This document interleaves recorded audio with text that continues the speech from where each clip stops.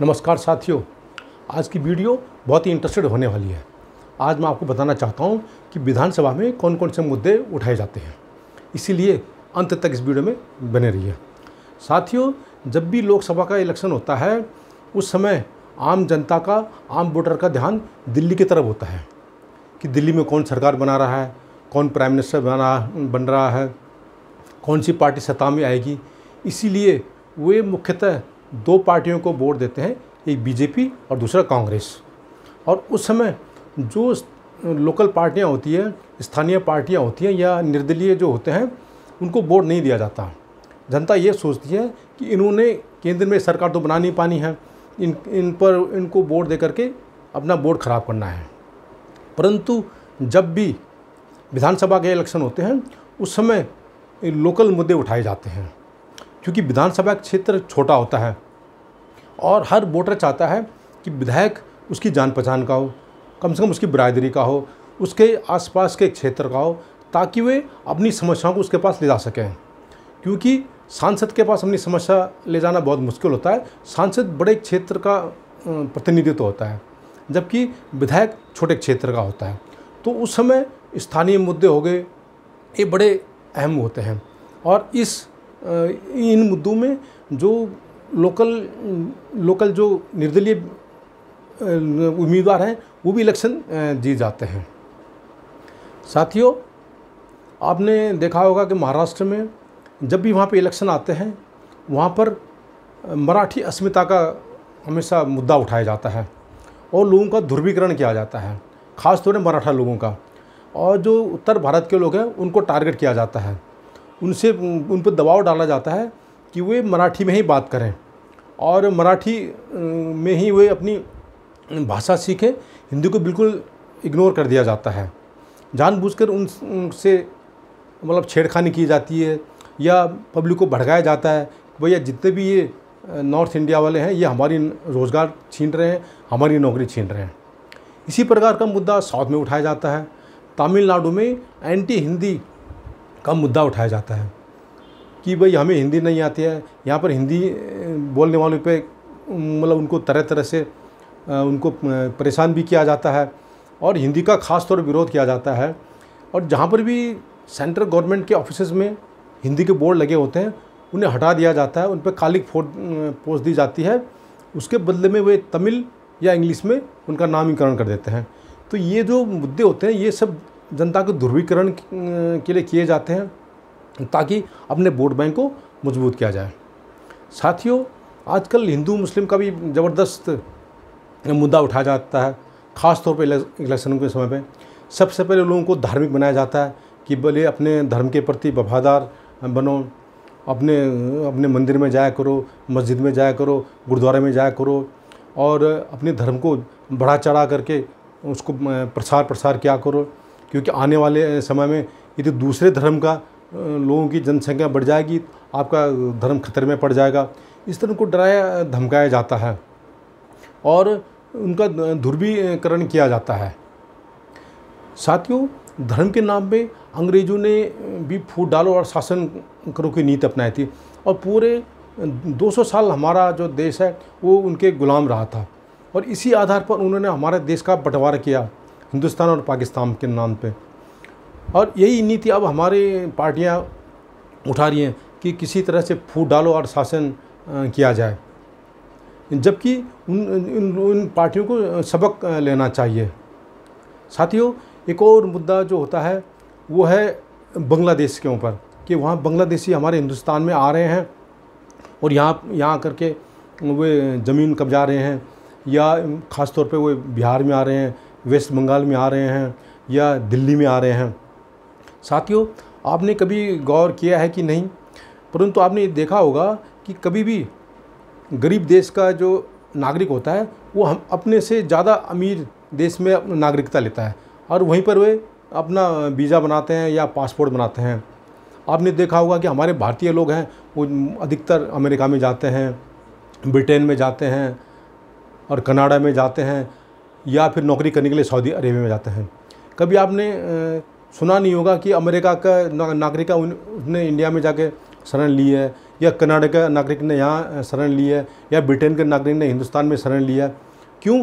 क्योंकि वे विकसित देश है, वहाँ की पर कैपिटा इनकम इंडिया से ज़्यादा है, जबकि इंडिया की पर कैपिटा इनकम बहुत कम है, ये विकासशील देश है। तो उसी तरह बांग्लादेश की पर कैपिटा इनकम भी भारत से ज़्यादा है, भारत से अच्छी है, वहाँ की आर्थिक स्थिति भारत के मुकाबले में मजबूत है। तो वहाँ के लोगों का हिंदुस्तान में आने का सवाल ही पैदा नहीं होता है। परंतु ये मुद्दा उठाया जाता है कि वहाँ से लोग यहाँ पे आ रहे हैं। हाँ, ये पहले ज़रूर था कि 1970 के दशक में बांग्लादेश के लोग बड़ी मात्रा में यहाँ पर शरणार्थी बन के आए थे, क्योंकि उस समय पाकिस्तान के हुक्मरानों ने बांग्लादेश के लोगों पर जुर्म ढाया था और उनको यातनाएं दी थी। तो वहाँ पे दंगे फसाद होते रहते थे, तो इसलिए वे भारत में आए शरणार्थी के रूप में। फिर भारत ने उनकी यहाँ पे मदद की और फिर वे धीरे धीरे करके वो अपने देश चले गए। साथियों, आजकल एक और मुद्दा बड़ा ज़बरदस्त छा रहा है, वह है फ्री में पानी, फ्री में बिजली का। और इसी फ्री बिजली और पानी की वजह से दिल्ली की सरकार ने केजरीवाल को 3 बार मुख्यमंत्री बनाया। इतना ही नहीं, उसे भारी बहुमत से जिताया। एक बार तो 70 में से 62 और अगली बार 70 में से 67 तक उनको मतलब सीटें दिलाई थी उसने। केजरीवाल ने दिल्ली में एक फ्री पानी किया था, क्योंकि एक समय ऐसा था जब दिल्ली में ये पानी पर ये ट्रैक्टरों और ये टेम्पो वालों का कब्जा था। टेम्पो वालों माफिया था, वो टेम्पो में पानी गली गली में बेचते थे और पूरा टैंकर माफिया था। इसी तरह बिजली में भी प्राइवेट सेक्टरों का हाथ था और वे जब मर्जी बिजली की कीमत बढ़ाते रहते थे। इसके अलावा उस समय कम से कम 8-8 घंटे लाइट जाती थी। और तब जब जैसे ही केजरीवाल ने फ्री बिजली का अनाउंस किया, जनता ने उसको हाथों हाथ लिया और उसको भारी मतों से विजयी बनाया। इसके अलावा केजरीवाल ने यहाँ पर शिक्षा की भी अच्छी स्थिति कर दी थी। उसने जितने भी वहाँ पे सरकारी स्कूल थे दिल्ली में, उन सब की स्थिति बढ़ाई है। इसके अलावा उन्हें मोहल्ला क्लिनिक के माध्यम से गरीब जनता को भी एक मतलब स्वास्थ्य को भी अच्छी स्वास्थ्य सुविधाएं दिलाने की कोशिश करी है। तो इस वजह से दिल्ली की जनता ने उनको वोट दिया था। इसका कारण एक ये भी है कि दिल्ली में मिक्स्ड लोग रहते हैं। यहाँ पे बिहार के लोग भी रहते हैं, उत्तर प्रदेश के भी रहते हैं, उत्तराखंड के भी रहते हैं, पंजाबी भी रहते हैं और अन्य लोग भी रहते हैं। और अधिकतर जो लोग रहते हैं वो लोकल कॉलोनी में रहते हैं, और जो मतलब अनऑथराइज कॉलोनी में रहते हैं, ऑथराइज कॉलोनी में रहते हैं, झुग्गी झोपड़ी में रहते हैं और ये स्लम एरिया में रहते हैं। और बिजली पानी की वहाँ मेन समस्या होती है, गली की समस्या होती है, सीवर की समस्या होती है। तो इस तरह से निजात पाने के लिए उस समय लोगों ने केजरीवाल को वोट दिया था, परंतु पिछले इलेक्शनों में वो हार गया। साथियों, पिछले दिनों आपने देखा होगा कि यूपी में भी ये मुलायम सिंह सरकार ने अपने नवयुवकों को फ्री में साइकिलें बांटी थी और फ्री में युवकों को लैपटॉप दिए थे। इसी प्रकार साउथ में तमिलनाडु में जयललिता ने अपनी महिला वोटर्स को फ्री में कॉस्मेटिक सामग्री दी थी, उनको साड़ियाँ बांटी थी, बर्तन भांडे बांटे थे। इसी तरह बिजू पटनायक ने उड़ीसा में अपने वोटरों को फ्री का राशन दिया था और फ्री में कई चीज़ें दी थी। और इसी प्रकार मोदी जी ने भी 10 किलो का जो राशन का थैला है वो सभी लोगों को दिया था। और इतना ही नहीं, उन्होंने ये जो वृद्धावस्था पेंशन है या कृषि का जो किसानों को दी जाने वाली निधि है उसको 6-7 महीने के लिए रोक दिया, फिर इकट्ठा बाद में बांटा गया। तो इससे भी वोटर एकदम इन्फ्लुएंस हो गए कि उनको एक मुश्त अमाउंट मिल गया। साथियों, उत्तराखंड में बहुत सारे मुद्दे हैं जो कि विधानसभा में उठाए जा सकते हैं। सबसे पहला मुद्दा तो है वहाँ पे पलायन का, क्योंकि बड़ी मात्रा में लोगों का भयंकर पलायन हुआ है। गांव के गांव खाली हो गए हैं, कई गांव तो भूता गांव हैं जहाँ पर एक भी आदमी नहीं रहता है। और इसके अलावा वहाँ पर जो जंगली जानवरों द्वारा वहाँ की मतलब फसलों को बर्बाद करना है, जैसे वहाँ के जंगली सुअर है, बंदर है, लंगूर है इत्यादि ने वहाँ पे फसलें बर्बाद कर दी हैं। और इसी वजह से लोगों ने फसल पैदा करना ही बंद किया, खेती बाड़ी ही करना बंद कर दिया, और इसी वजह से वे लोग गांव छोड़ छोड़ के शहर की तरफ जा रहे हैं।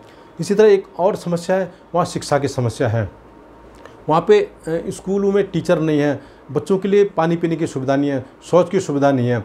जिन स्कूलों में पहले 100 बच्चे पढ़ते थे वहाँ पे 50 भी नहीं है। जिन स्कूलों में 50 बच्चे पढ़ते थे वहाँ 10 12 भी नहीं है, और लगातार स्कूलों को बंद किया जा रहा है। स्वास्थ्य की सुविधाओं की बहुत बुरा हाल है। वहाँ पे हॉस्पिटल तो पुराने बने हुए हैं, परंतु वहाँ पे डॉक्टर नहीं है, कंपाउंडर नहीं है, जो चिकित्सा कर्मचारी नहीं है, कहीं पे दवाइयाँ नहीं मिलती है। ख़ास तौर पे वहाँ पर अल्ट्रासाउंड की मशीन नहीं है, एक्सरे की मशीन नहीं है, जो लैब जो ब्लड टेस्ट करते हैं या स्टूल टेस्ट करते हैं, अन्य टेस्ट करते हैं, बीपी टेस्ट करते हैं इत्यादि की वहाँ पे कोई सुविधा नहीं है। और इसके अलावा वहाँ पे जो बेरोज़गारी की वजह से लोगों का भयंकर प्लान हुआ है, लोग शहरों की तरफ जा रहे हैं। अपने बच्चों को उच्च शिक्षा देने के लिए, नौकरी के लिए उनको गांव छोड़ छोड़ कर शहर की तरफ जाना पड़ रहा है। अपने अच्छी स्वास्थ्य सुविधा लेने के लिए उनको शहर की तरफ जाना पड़ रहा है। परंतु ये जितना भी प्लान का मुद्दा हो, चाहे वह जंगली जानवरों द्वारा खेती बाड़ी को बर्बाद करना हो, चाहे स्वास्थ्य का मुद्दा हो, चाहे वो शिक्षा का मुद्दा हो, वो वहाँ की जो बड़ी पार्टियाँ हैं जैसे भारतीय जनता पार्टी है या कांग्रेस पार्टी है, ये नहीं उठाएंगे, क्योंकि ये पिछले 25 साल से वहाँ पे राज कर रही हैं। पिछले 10 साल से तो वहाँ पे बीजेपी का राज है, उससे पहले 5 साल कांग्रेस का राज रहा था, उससे पहले फिर 5 साल पहले बीजेपी का रहा था, उससे 5 साल पहले फिर कांग्रेस का रहा था। तो ये पार्टियाँ कभी भी इन मुद्दों को नहीं उठाती हैं, परंतु वहाँ की जो लोकल पार्टियाँ इन मुद्दों को उठा सकती है। जैसे उत्तराखंड क्रांति दल है, वो उठा सकता है, या आजकल एक हिमालयन क्रांति पार्टी आई है, वो इन मुद्दों को उठा सकते हैं। जो वहाँ के जो इंडिपेंडेंट कैंडिडेट है, निर्दलीय उम्मीदवार हैं, वो इन मुद्दों को आराम से उठा सकते हैं, क्योंकि ये जनता से जुड़े हुए मुद्दे हैं। तो साथियों, आजकल इलेक्शन जीतने का एक नया फार्मूला भी ईजाद हो गया है कि बीएलओ को किसी तरह से अपने इन्फ्लुएंस में करो, या उसको मतलब उसको बुरी तरह से डराओ, धमकाओ, या पैसे दे करके लालच में लाओ, और अपने विपक्षियों पार्टी के या विपक्षियों के वोटर को काट दो, और अपने समर्थित वोटर हैं उनको फॉर्म 6 भरा करके नया वोटर बना करके उनको ऐड कर दो। ये आजकल नया एक फार्मूला ईजाद किया है इलेक्शन जीतने का। जब से ईवीएम से ये हुए हैं, वोटिंग हुई है, उसके बाद अब हर बूथ में ये पता चल जाता है कि किस बूथ में किस पार्टी को कितना वोट मिला है, कहाँ से ज़्यादा वोट मिला है, कहाँ से कम वोट मिला है। तो अब बूथ मैनेजमेंट करने के लिए बीएलओ पर दबाव डाला जाता है, उसको ललचाया जाता है कि तुम हमारे जो विरोधियों का वोट काटो, और हमारे जो समर्थन में जो वोट डाल रहे हैं उनका नाम ऐड कर दो। तो इससे ना तो पब्लिक को कोई जवाबदारी है, ना तो पब्लिक को कोई जवाब देने की ज़रूरत है, ना स्वास्थ्य पर बात करने की ज़रूरत है, ना शिक्षा पर बात करने की ज़रूरत है, ना ही विकास पे बात करने की ज़रूरत है, ना ही रोज़गार पे बात करने की ज़रूरत है। तो साथियों, ये मुद्दे हैं जो कि विधानसभा में आमतौर पर उठाए जाते हैं या उठाए जाएंगे और उठाते जाते रहे हैं। तो यदि आपको मेरा वीडियो पसंद आए तो इसे ज़रूर लाइक कीजिए, शेयर कीजिए, सब्सक्राइब कीजिए। नमस्कार।